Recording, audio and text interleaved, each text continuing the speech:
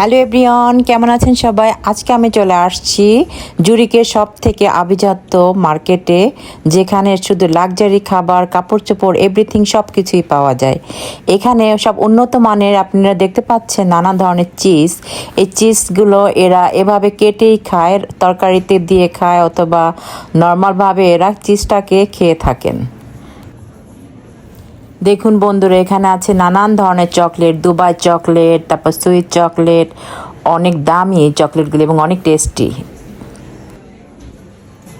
আরও আছে খেজুর, দেখেন নানান ধরনের খেজুর, এই খেজুর ভিতরে বাদাম দেওয়া, সব দুবাই থেকে এদের প্রোডাক্টগুলো আসে এবং অনেক দামি এই খাবারগুলো।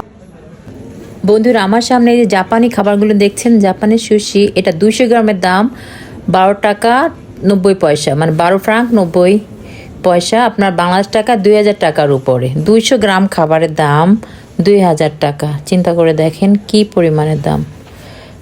সো বন্ধুরা, আমার চ্যানেলটি সবাই সাবস্ক্রাইব করে রাখেন। সবাই ভালো থাকবেন, সুস্থ থাকবেন। আল্লাহ হাফেজ।